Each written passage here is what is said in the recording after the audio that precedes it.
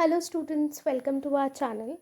So today we are going to start with the chapter 12 of science, that is electricity.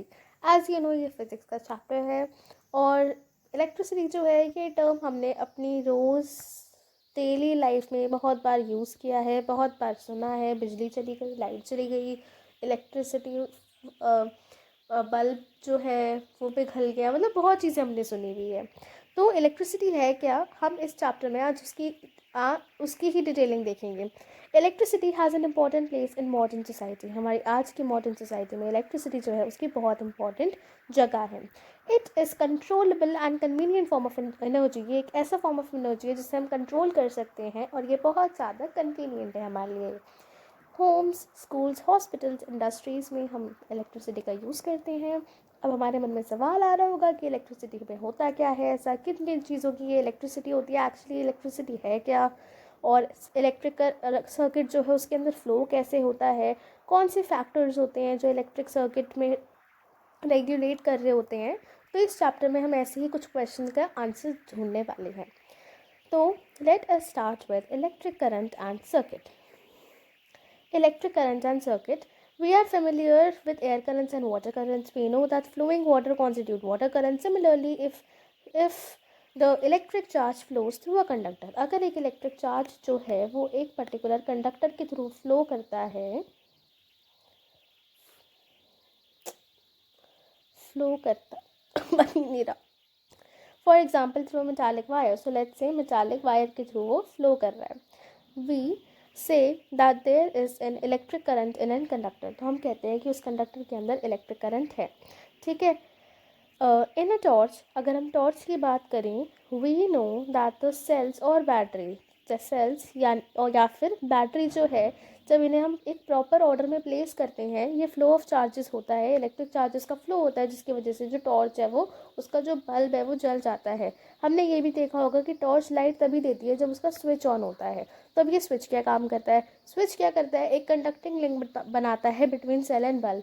अगर आपने छोटी classes में भी देखा होगा, तो जैसे ये अगर बल्ब है, ठीक है, और ये सेल है, तो यहाँ पे अगर बीच में स्विच लगा देते हैं तो स्विच से क्या होता है, सर्किट ओपन और क्लोज होने का काम होता है. जब स्विच ओपन होता है तो लाइट बल्ब ग्लो कर रहा होता है, और अगर स्विच बंद होता है तो लाइट पर बंद हो जाती है.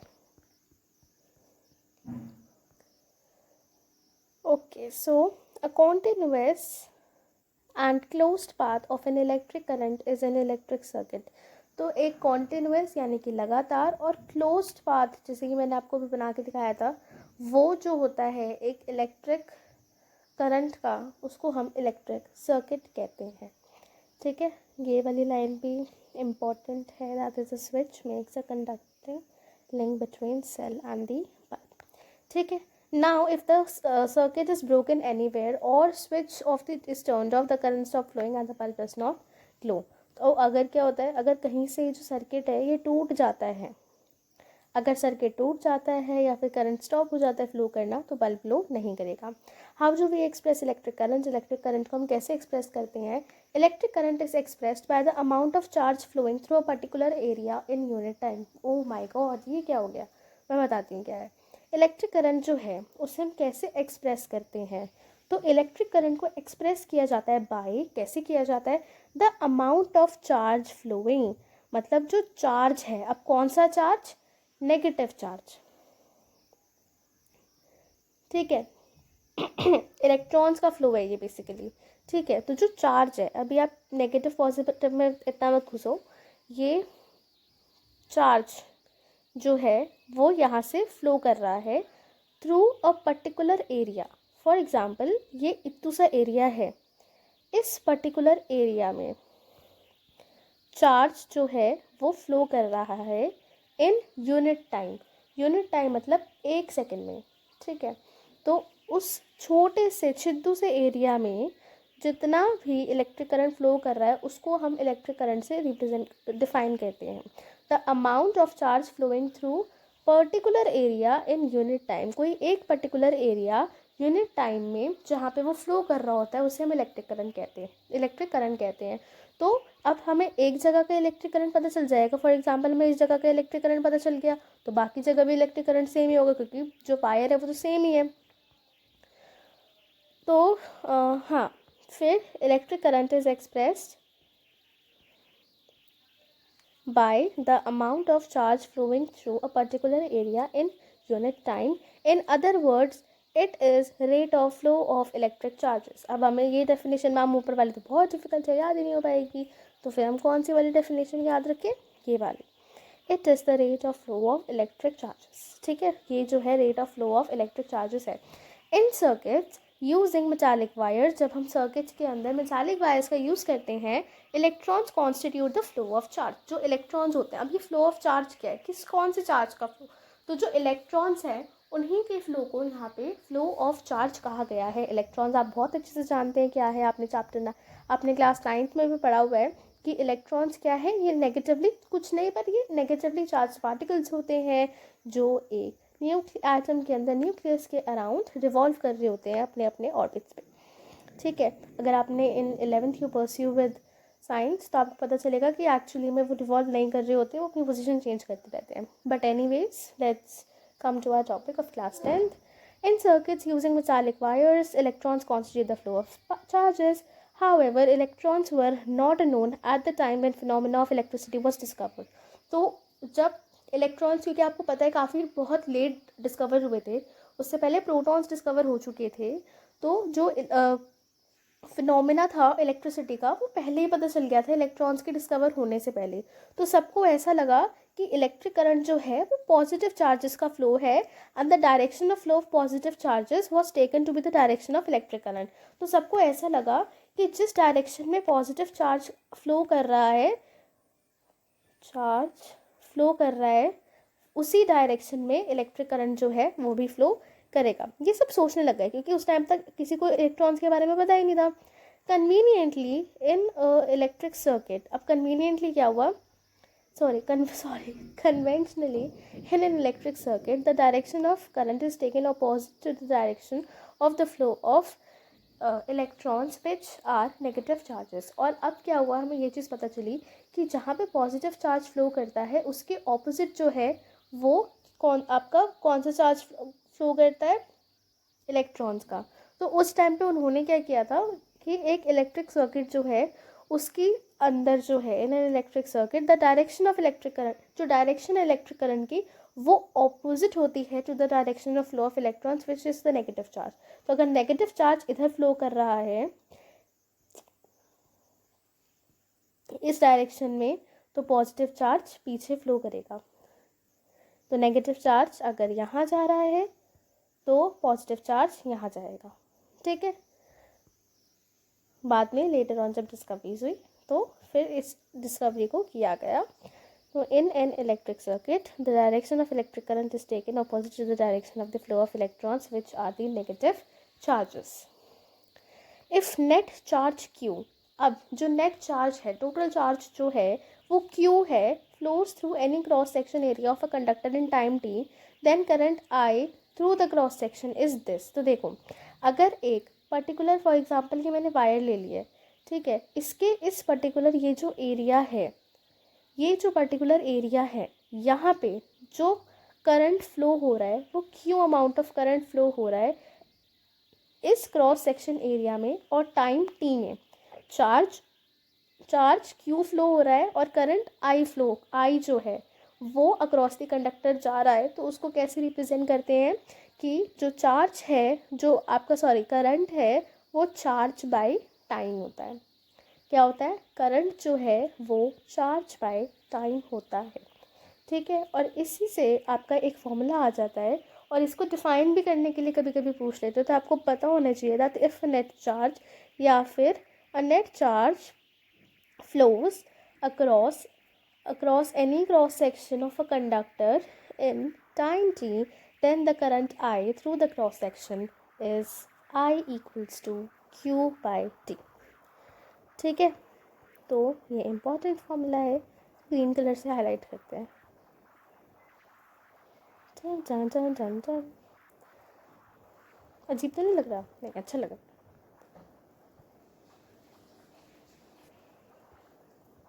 दोबारा से, हाँ ये ठीक है, ग्रीन भी है, लाइट भी है, दिख भी रहा है. The SI unit of charge is coulomb. Coulomb जो है वो एसआई यूनिट होती है चार्ज की, which is equivalent to 6 × 10⁻18 electrons. तो कूलम जो है वो चार्ज की एसआई यूनिट होती है, और एक 1 कूलम के अंदर 6 × 10⁻18 इलेक्ट्रॉन्स होते हैं। We know that electron possesses negative charge of 1.6 × 10⁻−19 coulomb. और जो इलेक्ट्रॉन होता है, तो एक इलेक्ट्रॉन जो है वो इतना चार्ज कैरी करता है। The electric current is expressed bye a unit called ampere. तो जो इलेक्ट्रिक करंट है उसे हम एक्सप्रेस करते हैं, उसकी यूनिट क्या है, एम्पियर, जो कि एक फ्रेंच साइंटिस्ट के नेम के बाद रखी गई थी। 1 ampere is constituted by the flow of 1 coulomb charge पर सेकेंड। 1 एम्पियर को हमने कैसे डिफाइन किया हुआ है कि 1 कूलम जो चार्ज फ्लो कर रहा है किसी कंडक्टर के अक्रॉस, 1 कूलम चार्ज फ्लो कर रहा है 1 सेकेंड के अंदर, उसी करंट को हमने बोला है 1 एम्पियर करंट।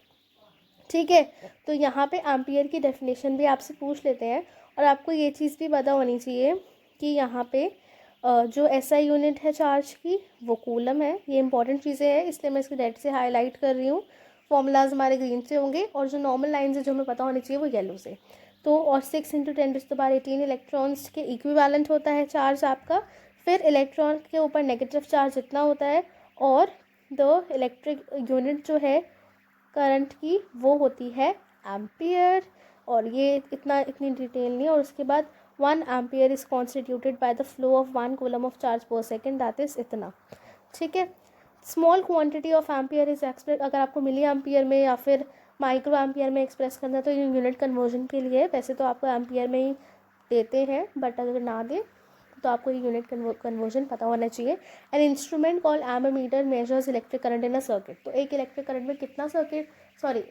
सर्किट में कितना करंट घूम रहा है वो कौन बताता है, एक डिवाइस होता है जिससे हम कहते हैं एमोमीटर, जो यूज़ होता है इस चीज़ को मेजर करने के लिए। इसे हमेशा हम सीरीज़ पे कनेक्ट करते हैं। अब ये सीरीज़ में क्या कनेक्ट होता है, तो देखो ये ऐसे, जैसे कि ये पूरे सर्किट में बिल्कुल ऐसे क्लोज्ड सर्किट में एक साथ कनेक्टेड है, तो इसी को हम सीरीज़ कनेक्शन कहते हैं। आगे हम इसके बारे में भी और डिटेल में देखेंगे। तो through which the current is to be measured, और ये आपको डायग्राम दिखाया हुआ है। यहाँ पे एक इलेक्ट्रिक बल्ब है, एमोमीटर है, प्लग की है, पॉजिटिव टर्मिनल और नेगेटिव टर्मिनल है। तो यहाँ पे इम्पॉर्टेंट लाइन हमारी अब ये आई है that an instrument called ammeter measures electric current in the circuit. ठीक है, ये न्यूमेरिकल है फॉर यू टू सॉल्व। ठीक है, और ये कुछ क्वेश्चन है, कर लेना। देखो यहाँ पे क्या है, ये बल्ब है, ठीक है, ये एमोमीटर है, इसकी एक पॉजिटिव साइड भी होती है, नेगेटिव साइड भी होती है। ये स्विच है, ठीक है, और यहाँ पे ये बैटरी से अटैच है, तो पॉजिटिव साइड और नेगेटिव साइड। तो आपको पूरा बल्ब का सर्किट का कनेक्शन बताया हुआ है कि कैसे कैसे क्या क्या चीज़ें कनेक्टेड हो रखी हैं। ठीक है, उसके बाद हम आते हैं एग्जाम्पल पे। करंट इतना एम्पियर आपको दे रखा है, मतलब आई की वैल्यू आपको दे रखी है 0.5 एम्पियर। फिलामेंट है फॉर 10 मिनट्स, टाइम कितना दे रखा है 10 मिनट्स। अब हमें तो वैल्यू लेकिन सेकेंड्स में पुट करनी होती है, 1 मिनट में 60 सेकेंड्स है, तो 10 मिनट्स में जो है 10 × 60 सेकेंड्स हो जाएंगे, यानी कि 600 सेकेंड्स। 600 सेकेंड्स। उसके बाद जो है हमें पता है कि Q = I जो है वो Q/T होता है। तो Q क्या होगा, इसे यहाँ भेज दो, इसे यहाँ भेज दो, तो ये I × T हो जाएगा। तो I की वैल्यू हमें पता है 0.5, टाइम हमें पता है 600। व्हेन विल कैलकुलेट तो 300 coulomb will be the answer. ठीक है, तो ये हमारा चार्ज ऐसे निकल जाएगा। फिर what does N electric circuit mean, ऊपर बता दिया। ठीक है, what is the unit of current, coulomb. Calculate the number of electrons constituting 1 coulomb charge. तो कितने इलेक्ट्रॉन्स होते हैं 1 कूलम चार्ज में, इतने 1.6 × 10⁻18। ठीक है, उसके बाद this is not so important. फिर आते हैं हम इलेक्ट्रिक पोटेंशियल और इलेक्ट्रिक डिफरेंस पे। तो ये क्या होता है, what makes electric charges to flow. ऐसा क्या होता है कि इलेक्ट्रिक चार्जेस फ्लो करते हैं। चार्जेस जो है वो कॉपर वायर में अपने आप ही फ्लो नहीं करते, जैसे कि वाटर होता है वो हॉरिजॉन्टल ट्यूब में अपने आप flow, in a horizontal tube does not flow. तो जैसे एक हॉरिजॉन्टल ट्यूब में पानी अपने आप फ्लो नहीं करता, वैसे ही कॉपर वायर भी नहीं कर सकते। इलेक्ट्रिसिटी कंडक्ट्स अपने आप ही कंडक्ट नहीं हो सकता, चार्जेस अपने आप फ्लोट नहीं करते हैं। अगर आप चाहते हो कि टैंक के अंदर पानी जाए तो वो हायर लेवल पे होती है, ताकि प्रेशर डिफरेंस जो है वो बना रहे। सिमिलरली यहाँ पे for flow of charges in a conducting metal wire the gravity of course has no role to play, the electrons move only if there is difference in electric pressure. जैसे कि अगर जो प्रेशर डिफरेंस होता है पानी के level के बीच में, तभी जो है पानी टंकी में जाती है, पानी टंकी में जाता है, राइट। तो वैसे ही अगर जब तक डिफरेंस नहीं होगा इलेक्ट्रिक प्रेशर के बीच में, तब तक जो है इलेक्ट्रॉन्स मूव नहीं करेंगे। तो अगर आप चाहते हो कि इलेक्ट्रॉन्स मूव करें तो pressure difference, electric pressure difference जो है वो होना चाहिए, और इसी प्रेशर डिफरेंस को हम कहते हैं पोटेंशियल डिफरेंस। और पोटेंशियल डिफरेंस इंपॉर्टेंट होता है, यहाँ से सवाल आ सकते हैं, ठीक है। तो this is the electrons move only when if there is a difference of electric pressure, that is potential difference along the conductor. This difference of potential may be produced by a battery. Battery क्या काम करती है? Battery यही काम करती है, potential difference जो है वो क्रिएट करती है, जिसकी वजह से चार्ज जो है वो फ्लो करता है from high pressure gradient to low pressure gradient, constituting one or more electric cells. The chemical action within a cell generates the potential difference. जो chemical action तो consisting of the chemical action within the cell generate, जो chemical action होता है cell के अंदर, वो potential difference terminals of the cell में अपने आप ही होता है, even when no current is drawn from it. तो क्या होता है कि जो सेल की जो टर्मिनल्स होती है वहाँ पे वो ऑटोमेटिकली पोटेंशियल डिफरेंस क्रिएट कर देती है, चाहे अभी करंट का फ्लो स्टार्ट हुआ हो या ना हुआ हो। When the cell is connected to conducting circuit, जब सेल को कंडक्टिंग सर्किट से कनेक्ट कर दिया जाता है, potential difference sets the charges in motion in conductor and produces an electric current. तो क्या होता है, जो पोटेंशियल, जब भी हम सेल को जो है कनेक्ट करते हैं एक सर्किट के अंदर, तो वो एक पोटेंशियल डिफरेंस सेट कर देता है, जिसकी वजह से चार्जेस जो है वो मोशन करने लग जाते हैं, मतलब चार्जेस फ्लो करने लग जाते हैं और प्रोड्यूस करते हैं electric current. In order to maintain the current in given circuit, अगर हम चाहते हैं कि हम इस सर्किट के अंदर ये जो इलेक्ट्रिसिटी चल रही है ये चलती रहे, the cell has to expend its chemical energy stored in it. तो सेल को क्या करना पड़ता है, जो उसके अंदर की केमिकल एनर्जी है उसको यूज़ करना पड़ता है। We define electric potential difference between two points, अगर ये दो पॉइंट है इनके बीच में अगर मुझे इलेक्ट्रिक पोटेंशियल डिफरेंस डिफाइन करना है कि इनके बीच में आखिर डिफरेंस है कितना कितना, तो electric circuit carrying some amount of current as work done to move a unit charge। तो हम ये मान लेते हैं कि एक यूनिट चार्ज में, मतलब एक चार्ज को मूव कराने में हमें कितना वर्क डन करना पड़ेगा। आपको पता है कि कोई भी काम होता है तो वर्क डन हमें करना पड़ता है, तो एक चार्ज को मूव कराने में हमें कितना वर्क डन करना पड़ेगा, उस वर्क डन को जब हम उस चार्ज से ही डिवाइड कर देंगे तो हमारे पास पोटेंशियल डिफरेंस आ जाएगा, ठीक है। यहाँ पे ये पूरी कहानी की कैसे कैसे चार्ज फ्लो होता है ये इम्पॉर्टेंट नहीं है, बट येस कि पोटेंशियल डिफरेंस क्या डिफाइन है ये चीज़ इम्पॉर्टेंट डेफिनेटली है। That is we define the electric potential difference between two points in an electric circuit carrying some as the work done to move unit charge from one point to the another, and potential difference between 2 points is work done upon charge. The SI unit of electric potential is volt। जो SI unit है electric potential की वो volt होती है, जिसे name किया गया था एक साइंटिस्ट के बाद ही अगेन, तो ये साइंटिस्ट का नाम करने की आज ज़रूरत नहीं है। और 1 वोल्ट को भी डिफाइन किया जाता है कि 1 वोल्ट क्या है, 1 volt is the potential difference. 1 volt जो है वो पोटेंशियल डिफरेंस है दो पॉइंट के बीच में, ठीक है, जो कि करंट कैरिंग कंडक्टर के दो पॉइंट के बीच में है, जब 1 जूल ऑफ वर्क डन होता है। जब 1 जूल ऑफ वर्क डन किया जाता है एक कूलम को मूव करवाने में एक पॉइंट से दूसरे पॉइंट में एक कंडक्टर के अंदर, तो उसे हम कहते हैं 1 वोल्ट, ठीक है। तो ये इम्पॉर्टेंट है, इसे अंडरलाइन कर लेना। Therefore 1 volt is 1 जूल पर कूलम, ठीक है। जो पोटेंशियल डिफरेंस है उसे हम कैसे मेजर करते हैं, वोल्ट मीटर से। जैसे करंट को हम एमोमीटर से करते थे, पोटेंशियल डिफरेंस को हम वोल्ट मीटर से मेजर करते हैं। Volt meter is always connected in parallel, volt meter को हम पैरेलल में कनेक्ट करते हैं। अब ये पैरेलल क्या होता है ये हम आगे और डिटेल में आगे समझेंगे।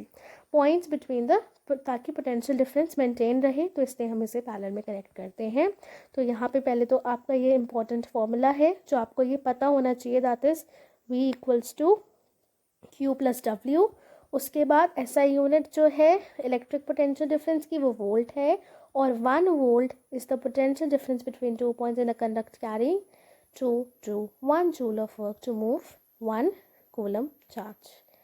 ठीक है, और ये तो है ही. फिर ये वोल्ट मीटर वाला पॉइंट.